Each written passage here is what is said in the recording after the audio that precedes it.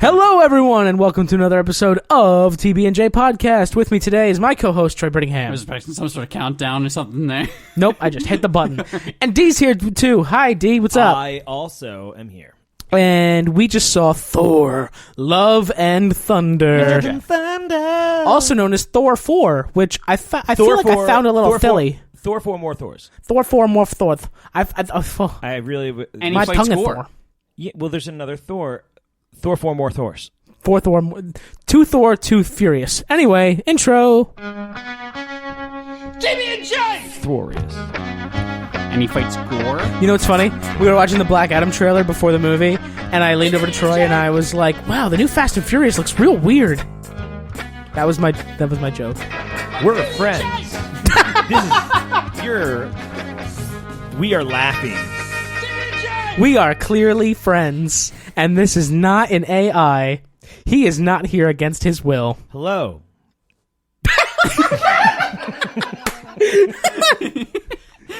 I fucking peaked my audio. All right, guys, we saw the new Thor movie, and first, right off the bat, before we get too excited, thumbs 5 up, stars. thumbs up, thumbs down.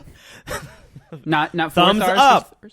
Thumbs up, Troy. I'm thumbs up. I am also thumbs up. Now, here's the thing. I love Taika Waititi, okay? He loves you I too. fucking adore Taika Waititi is a director. Our Flag Means Death. Thank you. Our Flag Means Death might be one of the funniest shows I've seen in a long time. Taika Waititi is the director. And when season 2 comes out of Our Flag Means Death, you bet your sweet bottoms we are definitely covering it for the pod.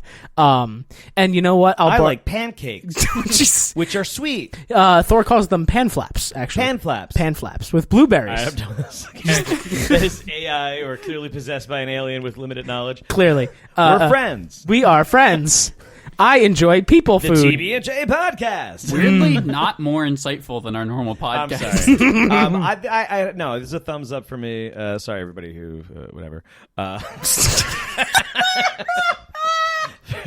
Trying out a new character where either, So- I don't know. Is it more AI or is it more like possessed? I was going for like clearly only like some kind of body snatcher just in the body. Yep. Anyway, It works. I'll workshop it. Yeah. I would love an Invasion of the Body Snatchers remake, but they're all really bad at their job. I like the one in the 90s. Okay, we'll talk later. Body snatchers. I think it's I didn't know there was one in the 90s. I only know of like the old black and white one. Yeah. Oh, it's pretty good. 90s Oh, one shit. is maybe better. Oh, really? Yeah, it's pretty creepy. I have a fond memory of watching Invasion of the Body Snatchers with my father in the living room when I was a very small child. Sitting No one cross-legged on the came floor. here for this. Where is I came just now. I know you remembering did my dad. 17 passwords. I got it. I took, you need to figure that out. Okay, Inside joke. So yes, this was a thumbs up. Lots of fun, lots of laughs, breezy. This is the funniest Marvel movie I've ever seen, man. Oh, really? I think so. Objectively, it might not be the funniest Marvel movie, but it's the one that made me laugh out loud the most. Yep. And like, I'm not a big laugh the out loud. competition is the other Thor The movie. other Thor movie. That's Thor the Ragnarok. thing. It's Maybe the a Guardians, other Taika like- Waititi movie. Or the James Gunn stuff, Or the James Gunn movies, so, yeah. And they're just killing it. Like, I mean, they're just fun movies, like right? Like I mean, Absolutely. They did exactly what I wanted them to do. Yep. But I want to talk about let's go. I mean, so it was. Would we ask you what you thought? Yeah. Was that All three of us, thumbs up. So thumbs up. We're big lovers on these things. I imagine that we got to be a little bit critical. So why don't we start with anything you didn't like? Anything you didn't like on this one? Let's go with the Anything I didn't like. because we gush all the time. Was there anything We that you really guys do were gush like, all the time. eh? I didn't like how Valkyrie was not dead Full spoilers. after getting obviously Valkyrie got stabbed in the lower abdomen. She says it was she lost her kidney, so I assume it's like lower back. Okay, this is With the necro blade, which is said that it kills gods. Yeah. This is a really good criticism because exactly it kills gods, and they also did the fake out with Korg. Yes. With like, which I really love. It's like, oh, I'm perishing. I'm perishing. Oh, I thought I was like, that's a great fucking last line. I was like, that's great. And then he's he like, falls apart like fucking Professor what's his name from the first Harry Potter I was movie. gonna say C-3PO. He's just C-3PO's on her back. Like she. Ties into she it. does. No, I like the bit. Like that was fine, and it keeps Korg around, and it just adds a dimension to him. So And apparently he grew a body back by the end of the movie. Yeah. No, I think it's whatever. Yeah, Korg not dying isn't a problem. It's just when it's tackled on top of other people not dying. And they have Jane die, but make a point to show her in Valhalla, which I feel like is odd. I mean, she was a god for what, an hour? And they're like, oh yeah, you get to be in Valhalla now. But like, she didn't. And they make a point earlier when Thor is comforting Sif after she faced the god killer guy that you only go to Valhalla if you die in battle. And even though now the battle's over, Sif, you're lying here, you won't make it to Valhalla. I gotta get you home, I gotta heal you. That was like a big thing for a second. Jane did not die in battle. She died after the battle was over. So that seems... By Thor's own logic, she should not have gone to Valhalla. Yeah, so it seems plot-worthy, right? So in that sense, this test seems off. And I don't think they're gonna do it because I really think that she and Valkyrie had a lot of chemistry, and that was a lot of fun. I would totally watch a movie with just those two. But I don't think it's going to happen. I don't think it's going to happen either, but like I would watch them on their own side quest throughout a movie. I mean, the next Thor movie or something like. Here's the thing: what if they do what He-Man did on Netflix, and they physically go to Valhalla and bring her from Valhalla to the physical world? I think it would be something like that. I don't know. Maybe she's in it, but I think like.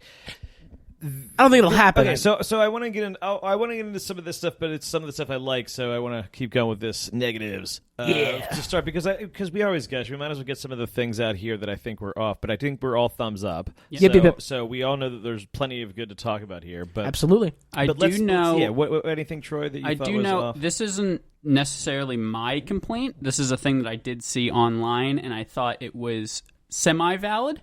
Not even semi-valid. I do think it's I do think it's valid. I think that it has been made into a very major problem when I think it's a thing that we can just look at and move on. I love this periodic sentence. Yeah. What is it? But they have Heimdall's son in this movie. Axel. Astrid. Yes. Well, that's actually your point. I know. There's a lot of people online who are actually talking about how they're alluding to this kind of be like a little bit of a trans youth kind of character because Astrid's traditionally a female name. And the whole scene of them going back and forth, people are like, hey, it's kind of a little bit of a dead namey transphobic scene of like made into a joke. And I think... I didn't... see, I absolutely see where you're coming from. No, that's a fair point. I see they where... did it in a lighthearted way where I don't feel like there was any hatred intended on either side. And the kid's cool throughout the whole movie. So. I didn't think... did you guys read him as transgender? Like, no, not necessarily, but like he's also like... I did a little bit. He's also like 12. It had a similar... like, I think it was like alluding to in like the faintest of things, but then like... they're still going with that he's just changing his name. Right. So in the surface of what he's saying is like, well, I'll address you the way your father gave you this name, and he's kind of denying it. I think was just playing out the usual thing, and then his acceptance of it is just part of that process to watch. Right. But like, so it alludes to it but like his saying that is less, I think, like blowing it off and just kind of demonstrating the process of it or the initial like that struggle. Like it's generated. It's having a little story for him to it sets up a moment between him and Thor at the end where he calls him Axel. Yeah, so it gives him that you know. Yeah, but and purely benign like. Because it really is just like, oh, I want to be Axel. So, like, on that level, it's very surface. I'm not... I mean, Jeff's always telling us that he doesn't want us to keep calling him asshole, but we keep doing it. Yeah, you guys seem to really want to call me asshole. Shut the fuck up, asshole. Anyway. I think you have a point. I also think Disney is far too chicken to include anything that is outright LGBT or like trans yet. They just got into hot water in the Middle East for having a lesbian peck on the cheek in Lightyear. I highly doubt they're going to touch that anytime soon, but this feels like a nice way of like presenting it while also turning it into a joke so that even the fuddy-duddies can enjoy it. I just don't see it as making light of it. Like, no, I don't sense. I don't really either. Because all he said was literally like, "Well, I'm going to call you what I honor my father." And they make a point of showing Thor as like this big oaf through the first like half of the movie, who's very old-fashioned. Avengers. Yeah, but he's also the funniest. But and it's also generally honorable to be like, the first thing that this person, like, Heimdall is his brother at arms, and this is his son, and to be like, you call me this is like, what if like some kid was like, call me Spike, and it's like, well, I'm not gonna fucking call you Spike, like, right? And it is Axel. It's literally named after like a rock. He says he named it after a rock and roll star that he thought was super cool. Okay, I'm not gonna call you that. Like, it's like that's all it is on the surface of it. So does he spell it whatever. AXL then, as in Axl Rose? I actually looked it up, and I did see it spelled that way in the cast list because I was trying to look this up. Yeah. I know you're not a music guy, but Axl Rose is the reason it's Guns N' Roses. Mm-hmm. I know that because there's a character in Guilty Gear named Axel, and that's what he's kind of based off. You know it from a different from a stupid fighting game, nerd thing. You don't know it from listening to 80s rock and roll. From an anime fighting game. Being a cultured individual. I do know who Axl Rose is, I just didn't know it was spelled that way. LA Guns. Yeah, LA Guns, Axl Rose, Guns N' Roses. Anywho. History lesson. Yay! But my biggest complaint was that the movie defied its own logic with like Valkyrie getting stabbed by the god-killing sword. She's not dead. Jane ends up in Valhalla when Thor himself said she shouldn't be there earlier. And then there was like Sif was introduced, and it was very clear that Thor was like, Sif, I gotta go save her. And he shows up, and then we never see her again. Jamie Alexander gets fucked. You saw Sif at the end training somebody. Training is that Axel. Okay, I completely missed that. Then I'm sorry. Yeah, she's training. She's got the one arm. Who is she training? Axel. Funny enough. Right. Yeah. So that was the thing. She was training that. I actually liked that because I liked that she was in Loki. I imagine she got a little bit of a picture deal here. So I like that they kind of brought this character back because the only other thing she continued continuity early on with like Agents of S.H.I.E.L.D. Oh, really? Right? Yeah, so she showed up a couple times as like a representative of Asgard. Like, so I was like, you know, from the movies, it kind of really was one of the few things early on that connected those. And I think it's nice that they brought her back for like a couple nice scenes, just to and imagine. I'm imagining that maybe not, but like that she maybe filmed a bunch of these together. You know, like the Loki thing, and then Love and Thunder. It's so few things, but maybe she's coming back for each of these. I mean, I don't imagine that she wouldn't, but that's weird to be like, is she not, or does she have a deal to be like, a couple appearances, or record a movie's worth of stuff? We'll pay you this much to record, or is she on call? That'd be an interesting thing to see what the deals are. They just kind of free agent it because Heimdall coming in here is kind of like, are you really paying for him to come in for that scene for like 2 seconds? You know, or is he just doing it? You know, like is he like, yeah, I'll do it. Whatever. And it's also begs the question, like she could have done that at the same time as Loki because I think Love and Thunder started before COVID. And it just got fucked over completely by everything happening, and it just kept getting pushed back and pushed back. So yeah, so like, or is it much more likely that like, they film these scenes saying, hey, assuming Love and Thunder does really well, you guys come back for the sequel, we'll bump it in here. Mm-hmm. If you know it's gonna do well. Of course it's going to do well. We'll probably make the sequel. So, like, I think it's a no-brainer to be like, yeah, just count this as part of that. Like, you know, that'll just be like you'll get a bonus of this to do the bumper in the strict sense that they don't want another sequel or something falls apart. You know, no, you just get the stipend and then you go. But otherwise, it's you know, assumed this, you get a bonus. I'm sure there's some, like, weird fucking thing where they do with it, but... You know what I do hope? It does seem like there's... Like, it's a weird thing. No, I wanted to talk about okay, go for it. Just a complaint before I don't know if it was No, my thing was not a complaint, but you can go ahead. Yeah. Oh no, just let's keep all the negatives. The female kept this your wife, for those who don't know. It was it's just the whole wish at the end where it's just like, yeah, that was weird. So why is he? It's like literally, and don't get me wrong, I'm all. Even though there is technically a beam at one point, mm-hmm. You know, it's not, and there were like an army of monsters that were expendable, but like all that stuff was in there, but it was done differently and good enough, I think, to be, you know, the newest thing and works for me. So they have all that down, but and I like them being like, okay, choose love. There's the message here because I'm wondering what they're what they're gonna do with. The wish. Well, with this theme of because Taika Waititi doesn't read to me as a theologian or like what am I looking for? A theist. Like a theologian, a theist. Like theologian is a word. I just don't think you used it properly. He reads me more as atheist or just generally agnostic. And so I'm like, where are they going to go with this storyline? Because I don't even know where the core material from this storyline goes, because it's like, okay, I don't know where a modern take does it like give an analog to a particular religion or belief system, or is it this message of just love that is at the same time cop out, but at the same time like not? I guess I don't know how it works. I don't know how any of the messaging works.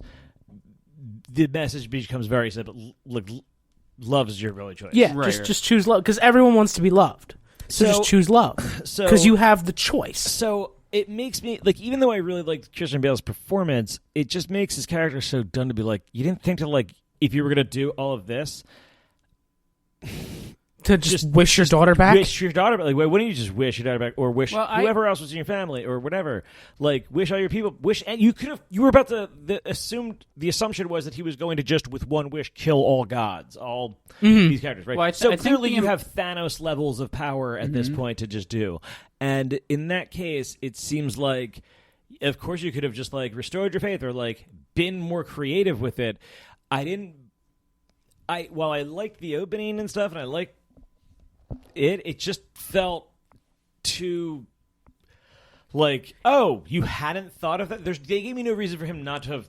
They did. They so did. that's the only. So he and everybody who knows about the sword knows that it is corrupting him, and he is going to die.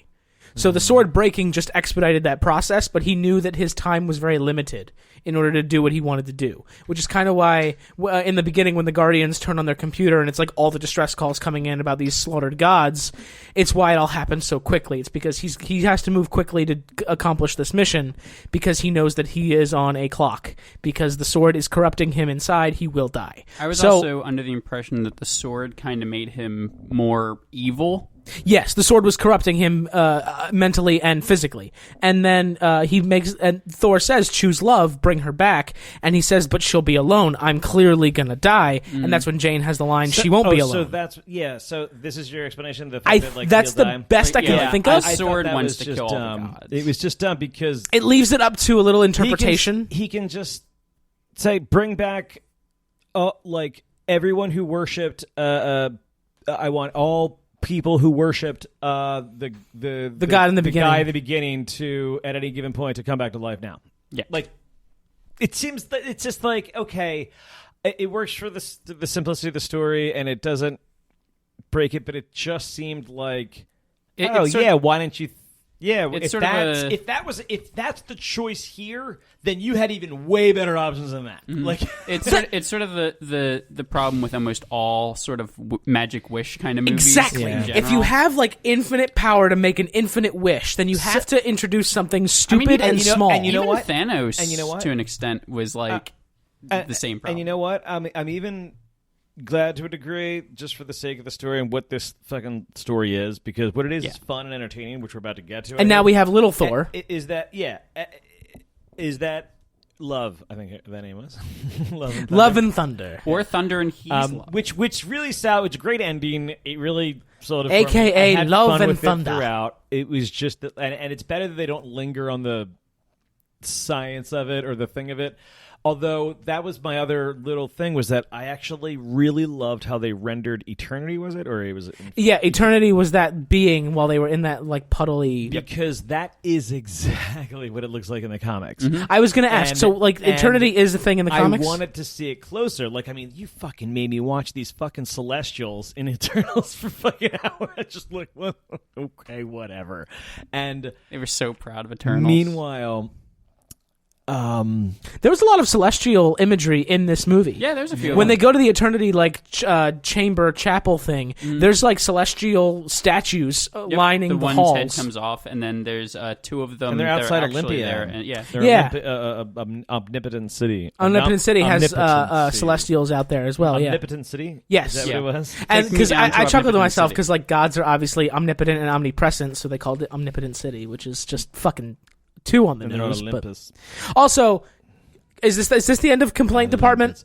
I think so. Because I'd like to didn't open have the door into the gushing department, and I want to talk about how hard my dick got when Russell Crowe came out as Zeus. Because Did you not know that? No, Coming in? Oh. they were said Zeus, and I'm just like, oh shit! It's either going to be John Goodman or Russell Crowe. It has to be. And out comes Russell Crowe, and I'm just like, yes! I was so fucking hyped John for Russell Goodman? Crowe. That was just my first thought. When they were like Zeus coming out, and I was like, "Oh, if I was Taika Waititi, I thought I'm it casting was Zeus as Goodman it was well or known that it was Crowe." going to be Zeus, but I guess there's just whatever. Whenever a movie comes out that I know I'm going to watch, I try to black out. No, fair enough. Yeah. It works. I think he plays it great. He plays this Greek. He's got some little acting chops playing a very. His Greek accent guy. is ridiculous, and I love it. It sounds. I'm like, okay, he's playing Greek, but he also kind of he's like borderline Mario. A little bit. It's kind of weird. he's like too ridiculous to be like super creepy. But he is bombastic, right? He's so bombastic and absurd. And I did like the And he's set up to be the next big bad for Thor. Interestingly, right? Like that could be a thing, and I could I'm vaguely intrigued here if he's like the bigger bad. I want to see Thor fight more gods. Because this brings me to another great thing that I had to gush about, which is he's here. He's there. He's every fucking where. Roy Kent is Hercules at the last thing, and I think they had some weird CGI on him. Much like all. Well, of don't these. they always say that he looks like a CGI person? Isn't that like a whole meme? I wonder if that was partly why they made it so bad. But it's like they obviously, who knows what they're going to do. Is this actor in other things? I don't know him. Yeah, he's for only Jeff's explanation, because I know anybody maybe listening to this is smart enough to have watched Ted Lasso. I actually haven't watched it until recently. And it is fucking hilarious because he's one of the players in the show, and he is maybe the best character in the show. Yeah, that's very arguable. But like, okay, so he's a great character. He's like fuck, he just curses all the time. He's the most number of F-bombs in the show. But like, it's just that he's like this, angry teddy bear, right? He's just like, he's this angry guy all the time, and like but he's very sweet and tender on the inside, and he takes care of his niece, and he's but he has all these great one-liners of just like fuck and like dealing with like realizing that he has to be the better person and overcome his he's like a Wolverine, like a caged Wolverine. Oh, it's like basically what I think I'd enjoy that. I will say like this. I did say he's like arguably the best character. I want to also point out that I probably would have said that about every character in the show. Yeah. So I mean, interestingly enough, it's give me your Apple account. I'll watch Ted Lasso. He's a great looking. He looked perfect as this, but the CGI on it was just like, he was clearly like he looked exactly like Hercules looked in the comics, but like he was fucking huge. Is he supposed to be Hercules or is he Mercury? He's Hercules. I thought he said okay. Hercules. I missed that. Because Hercules is the son of Zeus. Come on, Gotcha. Yeah. No, man. But he's he can go toe to toe with it. He did take over the Incredible Hulk series for a while as the Incredible Herc. Oh, that's which hilarious! Was awesome, and he hung out with Amadeus Cho, which is a character I would love to see, and I would love to see fucking Roy Kent with an Amadeus Cho. Like, I think that would be like something I'd be real, because that series was also really well acclaimed and like well written. And I never read Hulk or any. I rarely read any of that. Not too many people I know have read Hulk, and that was a fun series. Amadeus Cho was like the sixth smartest person on the planet, and this kid. And it was like Herc is his protector, so that was like a nice. I was like, I'd watch that Disney absolutely show probably. But okay, so I digress. That's a fun thing. I would totally buy that as they I think do have some kind of villainous role potentially, but I Also, like, Yeah, Zeus said that after what the Asgardians did, he's like declaring war on Thor. Yeah, Like, but so, they'll turn Hercules into not. yeah, they'll turn Herc and then they'll go against him. It'll be a nice little villain turn. That would be fun. do you think that might tie in with like all the other bullshit they're building up to, like the Celestials? They had Jon Snow had the sword, I think and we'll see Blade. Yeah, like Blade. We'll get into more of that stuff probably. and then Thanos' brother was in the end of Eternals as well, right? Who the fuck? We can stop talking about Eternals now. It's fine. No, I would. Just- okay. So here's the thing. But it did feel like that. It was a similar idea. I don't want to talk about Eternals, but at the same time, the end of Eternals seems right. like they're trying to set up the next big thing. Yeah, I don't like how these tags are just revealing characters. Like I was gonna say, this. it feels They're almost very- like the actor other reveals guys now. that I'm not even sure you're going to use in any capacity.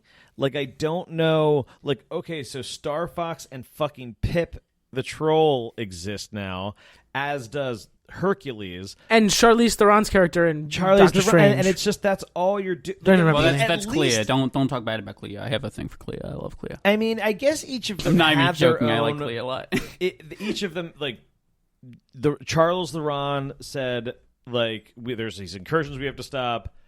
The other one was like, we there's a problem somewhere, right? With With Star Fox? Gonna get their and this something one's back. like we're gonna go after Thor. So, I mean, each of them have like a storyline. Are they gonna follow those up? Are they gonna brush them off? Is there a plan there? But otherwise, they're like most of the shock value was not about what they were doing so much to me as much as like the reveal of like Charles Theron is in this. But are Charlize. they? I know it's. Oh, you're saying Charles okay. Theron is what he called her on Zach Galifianakis called her. What Oh, Between Two Ferns? Between Two Ferns. Oh, yeah, Charles Theron. Charles Theron. Okay. That's You- my favorite one. Okay. My favorite interview, by the way. Between Two Friends is so fucking good, Yeah, man. check it out on YouTube. Anyway, I'm wondering how all I don't these know how they pieces, because it seems like every Marvel property, the very end of it is like, here's the new person, well, this and is here's the a other new thing thing, is and go, want more. And then with the cameos in Doctor Strange, I also feel like are these like the Pip Patrol was CGI or something, whatever, I don't Sure. know. Right. The other guy, Star Fox, is what's his face, which seems like is he Harry even Styles. Is he even an actor? Like, Yeah, I was like, what? It's like, or is that just a cameo? Like, hey, like a la maybe Reed Richards as Juggernaut. Is it just like a one-off? Are these? And then Roy, as much as I kind of like Roy Kent in the role, like I don't need Roy Kent to be in the role. Right. I don't even need Hercules to be in any Although of this. it will be although weird. Some of the stuff It is will be cool. weird to see him in Marvel stuff where he's not cursing every 10 seconds. right? And This I don't know movie what did a I'll lot do. of cursing. There was a lot of shits, and there was a Yeah. couple assholes. Yeah. He gets but away Roy with whatever. Roy Kent specifically has the fuck down. Yeah, it's the fuck. He's got the fuck it's down, the huh? Fuck down. He's got the fuck down. Avenge me, Kaylee. That sounds like a funny joke that I It might is appreciate if I watched Ted eventually Lasso. Avenge me, Kaylee. Oh God, Avenge me, Kaylee. your favorite character would be Kaylee, actually. Keeley? Yeah, Keeley, I don't know. sorry. He won't. We'll see.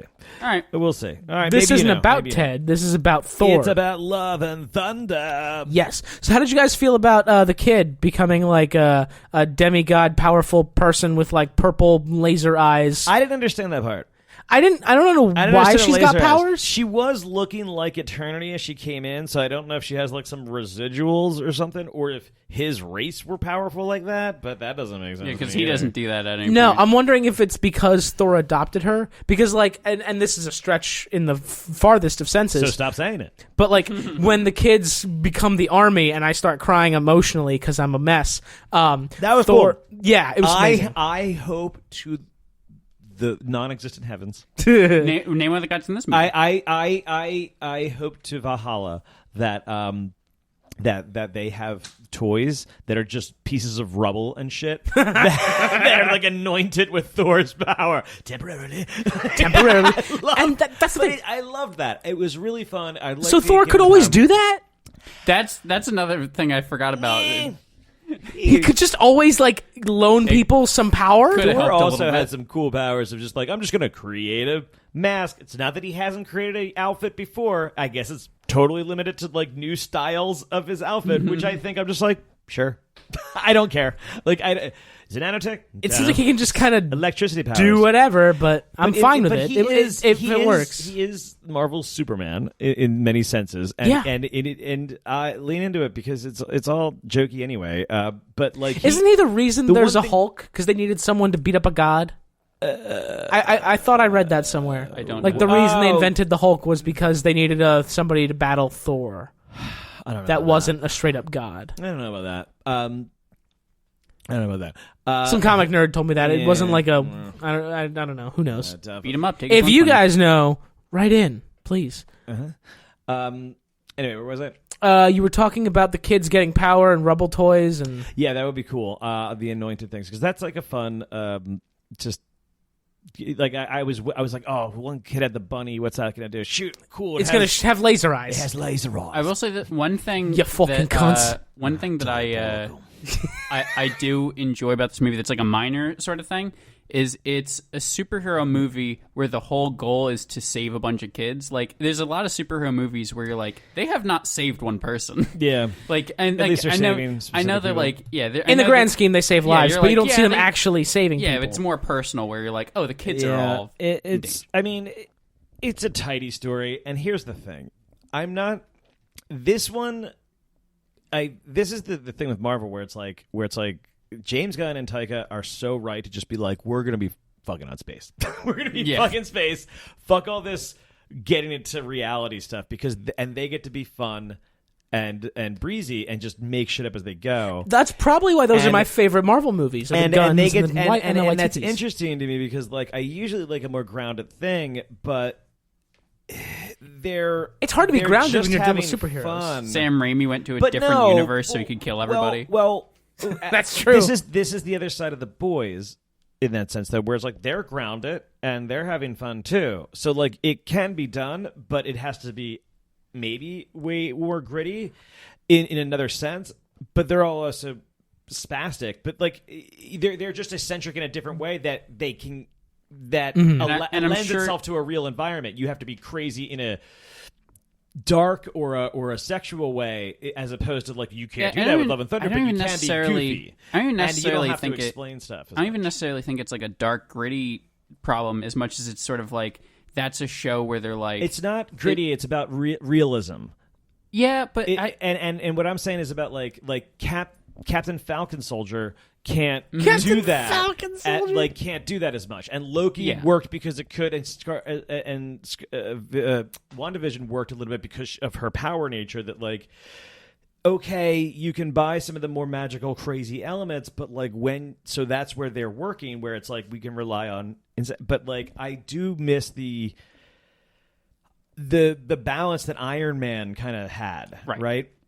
And like Captain Falcon Soldier doesn't really do that exactly for like you keep saying Captain Falcon. He's a real like Nintendo video game character. Captain Falcon Soldier. Yeah, he wears a blue suit and a red helmet. I was referring to Falcon and Winter Soldier. I know what you are, but every time you say it, I just keep thinking Falcon. Punch! I told you guys. I don't know if I did it on the pod. Did we do it on the pod? Yeah, on the boys one? Did we say the story list? I don't know because we haven't released that one. But like, by the time this comes out, boys will be out. Right, we'll see. But yeah, we did see at Disney the player who does Captain America now. And his outfit without the wings and the stuff is. I was looked at it and I'm like, he's got the goggles, and I'm just like, it's an all blue. Like, oh, who is that guy? And I'm looking at him, and we've been watching The Boys, and I just look at him, and I'm just like, and it's not the real actor, it's just this, and I'm like, and it's just like in my head, I'm like, no, and this the female says, oh, you mean A-Train? And I'm like, that's exactly what I was thinking. I couldn't think. I was like, no, it's Captain America. But it was just, no, that's just A-Train. So that, anyway, we probably told that story the other one anyway. That's fine. It's a good story. So, yeah, they're just not as realistic, I think, as...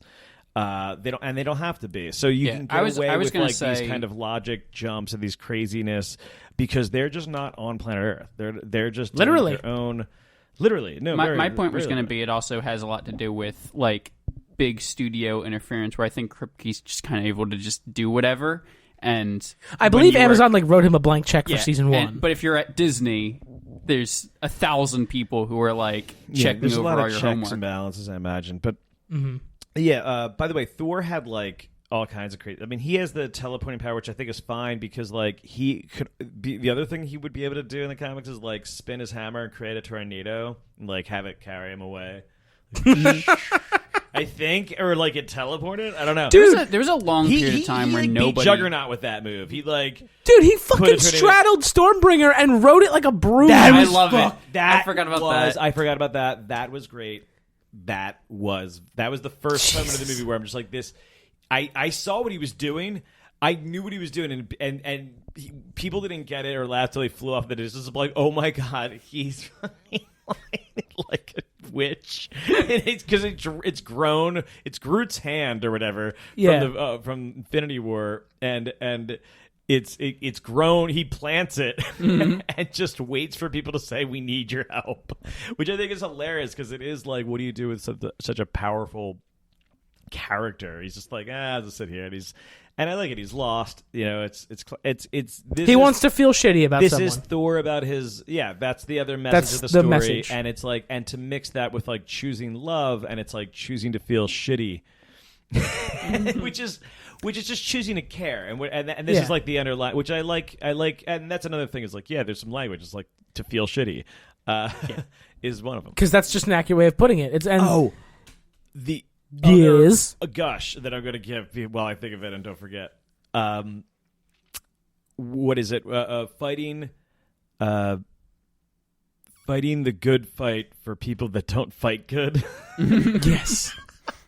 I love it. Yeah. Fighting the good fight for people that don't fight good is... This movie has a way with fucking words, man. Nick Fury. Did you see? Nick Fury was one of my favorites. He pulls up his phone. He's like, "Oh, I gotta go get this Nick Fury." So I loved it. I loved that fucking the way that Thor was treating Mjolnir and Stormbringer like it's like my girlfriend and my ex-girlfriend. Yes. Stormbreaker is one of the best characters. Stormbreaker, Stormbringer. One of the two. Breaker. Okay. I think he the one where he just pans in at the side. That was the best bit of it. And it was a great bit. But I thought for certainty, like he was a goner. Like, I was like, oh, the one thing that'll actually die is this thing. But then I'm like, no, they killed Mjolnir. I'm like, Jesus Christ, no one could die. Like they killed Mjolnir, but then they brought it back. Again, that is my only like other complaint with this. But I'm just, it doesn't matter because I'm having a lot of fun with it, and I still am buying it. So also, like, I don't know. I know Thor's hammer is iconic, but I really liked Stormbreaker so much more. And I at the end of the movie, when it's him and his new adopted daughter, she's got Stormbreaker and he's got Mjolnir, and I'm just like, that fits thematically, but I really wish he would have kept the axe and given her the hammer. It seems so small on him now. Stormbreaker looks, the original Stormbreaker, I think, looks different, and it was actually held by the first. It was actually eventually given to the first person to lift Mjolnir otherwise, which was Beta Ray Bill. Beta Ray Bill. Which is like... the weirdest character. Like, everybody is dying, like, I would say, if anything. Like he's the most well-known Thor character. Stormbreaker looks awful in the comics. Yeah, it's not a cool-looking thing. It's like a gold mallet. Yeah, it's like a gold mallet, and it just has like a... Have you ever seen Beta Ray Bill? Beta Ray Bill? Yep. Oh, yeah. I want to see your just a reaction horse to face man in Thor's costume. Oh, God. Yeah, and he's just this troglodyte or something. Yeah, he looks like Jurassic Park meets MCU. Yeah, and he's and he had a face in Thor Ragnarok on the where the battles were held in Jeff Goldblum's world. But like he hasn't shown up yet, but he's the only other person who lived in Mjolnir. He's like, clearly. Yeah, he's. I don't really know his character, his like personality. I don't really understand that too much, but his claim to fame distinctly is being the Thor when they were like Walt Simonson, I think, like created him and twisted things up in the 80s. But that would be a good character to have. But that's the real Stormbreaker. Oh my God! See, maybe they just give this because that design is kind of crappy. The article I found was is Russell Crowe's role in Thor: Love and Thunder voicing Beta Ray Bill. Every single Thor movie that has ever come out past the first one, people have wondered if Beta Ray Bill is going to be in it. That's so fucking funny. I love that. So Yeah. So what do we want to talk about otherwise in this? So I have probably my biggest plus of it is, and coming off of Multiverse Madness, I really like what they're doing about these like horror movie villains now. Oh, There's yeah. like a few shots of this because like Yeah, I did want to talk about this. all the style and stuff like that of like gore coming out of the shadows and stuff like that. That scene with the kids in the cage when he's first introduced Mm-hmm. is really good. The first shot of him with that smile, I think they did a great job with it. I'm not sure if they didn't do this because it's maybe cliche to some degree, but like I thought this was the perfect opportunity for him by the end at the fight for him to go full comic book accuracy version because he looks much more demonish.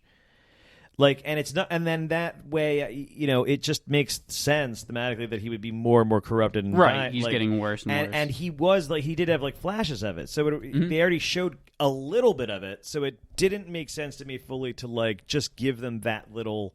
Oh, here's a little homage to the comic book version of him, and it wasn't even that accurate. It's just that because his face is in shadow, it looks like he doesn't have the nose. And he has the big, Cheshire cat, or what? Is that the right thing? What's the name of the? Yeah. No, not Cheshire. Yeah, the Cheshire cat does grin big, I guess, in some of them. But like, I was thinking of the. And I also the Glasgow like smile that Joker has in Dark Knight. Glasgow smile. Yeah. When they fight in the like the Shadow Realm, which I kept thinking about Yu-Gi-Oh the entire time. It was fucking me up. Yeah. River Hill Realm, I think Mortal Kombat, but yeah. No, well, this was Shadow Realm. And you guys know about the Necrosword, right? I've heard of it before when I've done some I'm sorry, cursory I wanna cut you off MCU. about the Shadow Realm. Oh, I was saying that the fight that they have on there, and like you said, like some of his like shadow monsters like that are just kind of expendable villains that they can just smash through a bunch. But like the designs of them, and that whole fight scene of the three of them on like the Shadow Realm fighting each other is like maybe one of my favorite like With the kids or with the when it's just the three of them on that small planet thing. yeah, they did a Rick and Morty joke, by the way, to get to that small planet. Like, I was like, okay. I was like, wow, all right. I mean, there's plenty of audiences that just haven't seen that joke, right?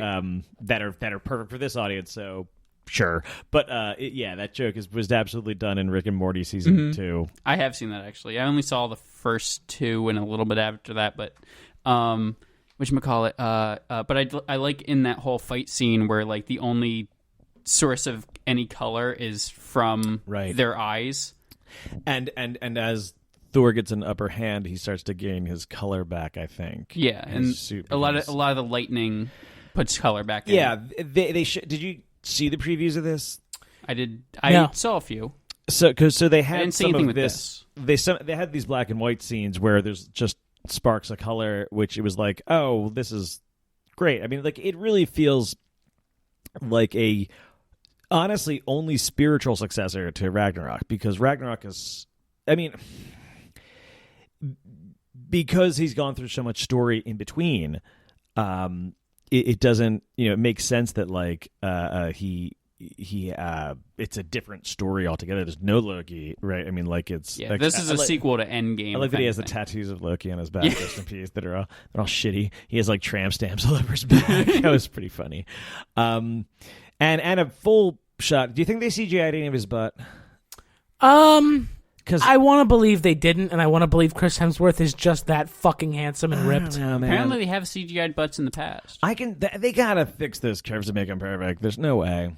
There's no way. Because, like, I've seen that guy. He skips leg day. Just letting you know. But Korg said he didn't at the beginning. Yeah, well, maybe he did it a little bit more for his Hulk Hogan role, which I am interested to see.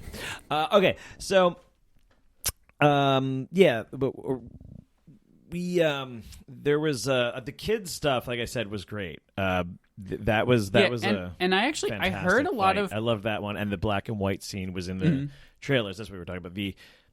That was like a really cinematically like powerful like choice, and it goes right against Taika Waititi's like usually colorful palette, so it works really well with like contrasting that, and it's like, yeah, that's cool. Like the imagery was perfectly good. It all hung together too. But what was I gonna say? Oh, like there's fuck, I completely lost it. No worries. We'll just cut all of you out of this episode. That's fair. And That's fair. Just timestamp that for me real quick. There we go. We'll cut you out of this entire episode. You won't have to do it. We won't. We'll rename it again. The and J podcast. You're not in the podcast anymore. So other scenes that were amazing in this. Oh, so let's talk about the Jane Foster. Queen Amidala, right? Is that? Yep. I thought that's what she turned into at the end. She just like wakes up in the Star Wars universe and has a lightsaber. I'm like, we did it! We got there! Woo, full circle! Full circle! That's canon. When you die in Valhalla is the Star Wars universe. I liked how. Should we talk about Jane Foster's Thor, Mighty Thor? Mm-hmm. I kind of love how like awkward and kind of bad. I was going to say the same same thing. I did like that because it would have been too.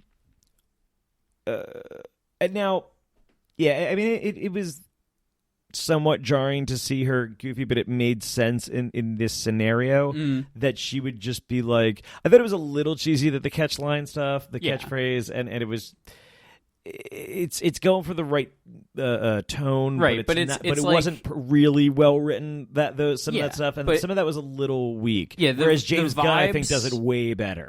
The vibes of like this nerdy sort of scientist lady is just trying to be like, this is what the superheroes do. Is like a kind of nice touch, and that she's actually also like she's like good at being a superhero and fighting things, but she's also like.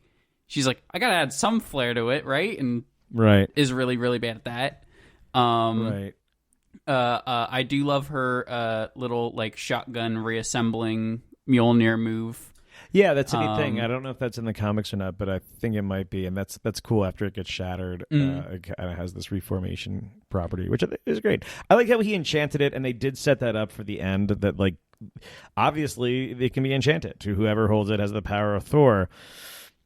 It's a weird thing, but I guess it's a carryover of Odin's power to some degree, and that since that's what I was thinking. So I'm thinking like this is fine, and this is where it's like Thor makes sense to have some extra power at this point. I mean, based on the storyline that he's gone through with Stormbreaker and with Ragnarok was him kind of realizing he doesn't need the hammer. Yeah, and him like all of that, and clearly he does have the training montage, which also got him to like he really is at peak Thor. At this point, which is just the craziness of, the God. So, but is Thor gonna? I guess Thor is going to stick around. It seems like they've been phasing out or retiring. He just said a thing. He's like, "I'll play Thor to the fans as long as the fans will have me." Okay, so he's in. Because one of my biggest things I noticed about this movie which I was think is crazy because I don't know how you keep the physique. He's got maybe the hardest job out of all. Right. He's got to be crazy muscular all the time. He has to look like a god. Here's the thing. Here's the thing: is that I would say that, except for he has the benefit of having to bulk up and being very large, right? Like, so he has the room to move where it's just like a smaller frame has to like build so much more muscle to look big. He's already a big guy, so that's where he is. Whereas like Steve Rogers, like I don't know what the hell, because he looked insanely big, and that's just like he's just clearly too big, which I think was great for the role, and obviously why he was such a good Captain America. Also, Captain America is just like, fucking my. And that's where it's just like this is like, I mean, dude, Sam Wilson, you can get as you're not that chat. Like, I mean, but he's not supposed to be. He doesn't have the super soldier serum, and like it's just like okay, but either way, he'll play the role for a while. This movie felt like a good way of letting Natalie Portman bow out of the Marvel Universe without doing a disservice to Jane Foster's character. Yeah. And it's probably... I like what they did with it, like you were saying. I think that they handled it as well as they could have. I would go as far as saying I think that she and the villain are like two of my favorite parts of the movie. The other thing that Gore, the female pointed out was that Jane, it didn't make... like. She didn't think it made sense for her to die. The storytelling was really off. Like they get beat up, and then she drops the hammer so that and falls out of Thor mode. But it was very clear that like being Thor was keeping her like alive. So if she just stayed in that mode, she'd be fine. But maybe they were trying to tell a story where it wasn't about that. Like she couldn't do it anymore, but then she clearly just did it again. So like she always had the choice of just continuing to be Thor, but then the medications wouldn't work. But it didn't make sense to me. Like was it just saying like, oh, if she turns back into it this time, she's just gonna die? Like I guess. I guess she just does. But is she killed by the God Butcher, or like how does she? No, so technically, I think the cancer overtakes her. Okay, so she just. Okay. They set that up when she's in the hospital bed. Like, if you become Thor again, you will die, because when you become Thor, your body doesn't fight the cancer. And it's weird because they're playing with their own rules here, because Thor is obviously a much different thing because he is a god. He is an Asgardian. Jane's a human just worthy of wielding Mjolnir, and Mjolnir gives her the power and gives her the suit. So it's weird, and I don't necessarily understand the rules. I'm sure if people have read the comics and they understand, like, Lady Thor, then I'm sure that they're going to yell at me and tell me I'm wrong, and this is why I'm wrong. Thor. Yeah, Mighty Thor. Who are you, the God Butcher, bro? Apparently, bruh. Yeah, you butchering some gods over there, bro? Yeah, bruh, you know me, That's bruh. not the nomenclature, bro. I'm just getting some prime god rib, bruh. Gonna put that on the Barbie. You doing some god butcherinos? God butcherinos. Butchering it up. Some god chicken wings and some god drumsticks. It. Being a butcher. Oh, can I just say it was really funny when Zeus stripped Thor naked and all of his like harem of ladies just like passed out. Yeah, these are all the previews, so like they kind of old hat jokes, but yeah, they're great. It's pretty good stuff. So great. And man, then we watching. have. I'm so glad we've gotten away from sexualizing women and gotten to sexualizing just men. Yeah. Because he says that he's gonna blow off the disguises of the other ones too, and then it's like, nope, we're here. Obviously, this is the same scene where he's like, "Oh, I'm perishing," I'm but he perishing. had a great line. He's like, "Oh, I don't mind being naked." He's like, "I enjoyed it. You enjoyed it? Oh yeah." He's like, "And Korg enjoyed it." He's like, "Oh, you know I did." He said, "I loved it. I loved it. Yeah, Loved it." And his boyfriend at the end, they met the great guy. Daryl. Dwayne. Dwayne. Oh, he had a great mustache. He did have a Dwayne great Rock. mustache. Got a good rock stash. Which He was rocking a stash. He was rocking a Come on, no, give me that drop. There you go. Yeah. There you go.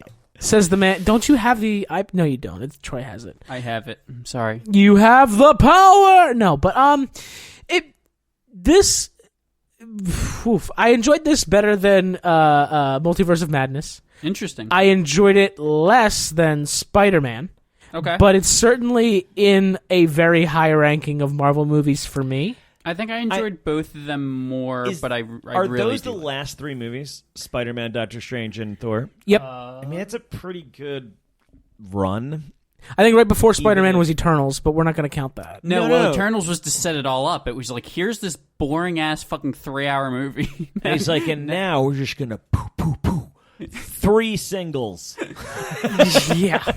I feel 3 hot singles. I feel like all of Eternals was just to tell us that Celestials exist and they're out there and they're crazy powerful. And it's like, you could have done that in Thor, Love and Thunder by just having a scene where Korg is like, those are the Celestials and they're this, that, and the other thing. And then Thor's just like, yes, of course, I know. I honestly think the Celestials, I think the Celestials got greenlit before they got The Eternals? X-Men back. Oh, you think so? And they were setting that up to do something, and they're just like, I think you're right, because they went let's doing go. humans, And and then the TV show was dog shit.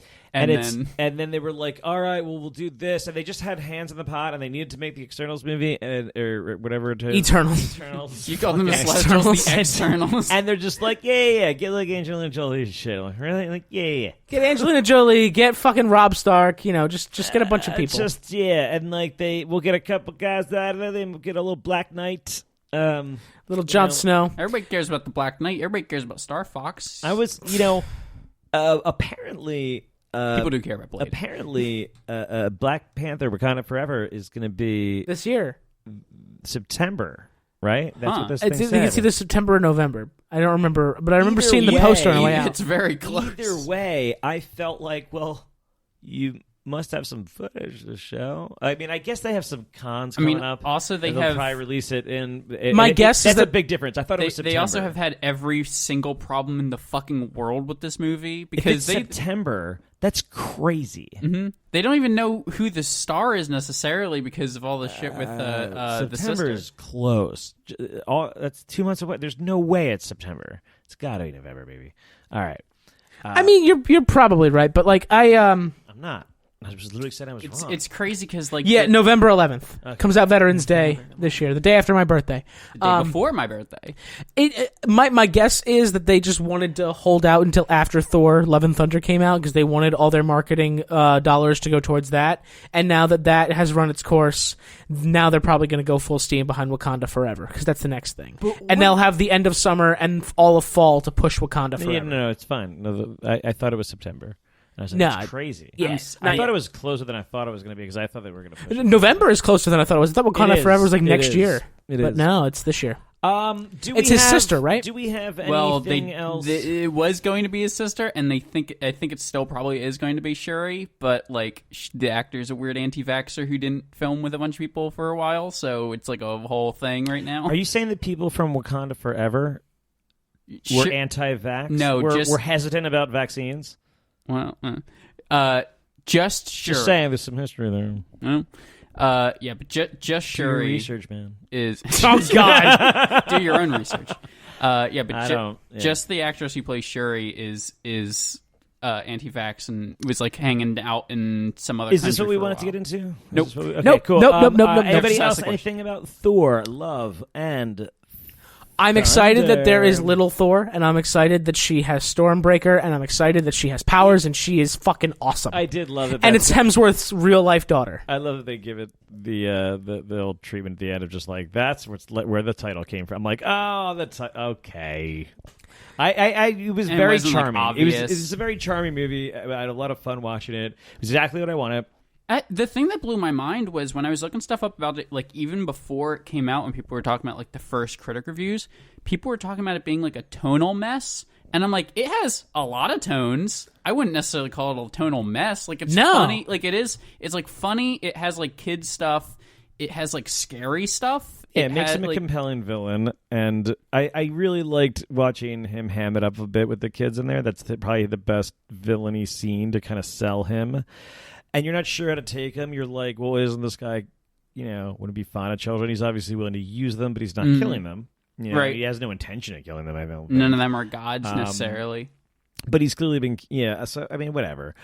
So, yeah, that's all I have to say.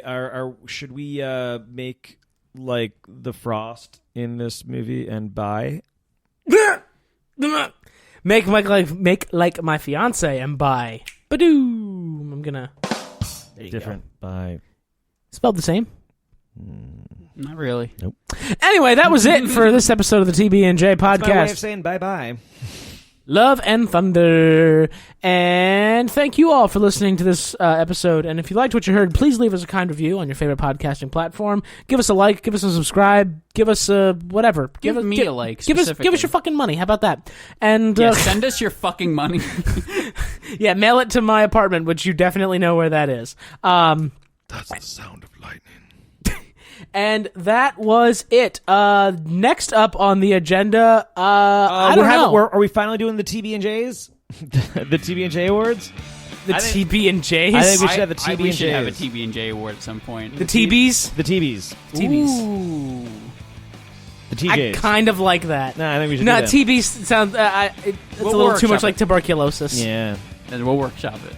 Yeah, That's the problem with having those as your initials. yeah. It's also a very old disease that killed a bunch of people. Anyway. I did that. Yeah, I think we have some good categories. Best butt scene goes to Love and Thunder. Love and Thunder. Roy Kent.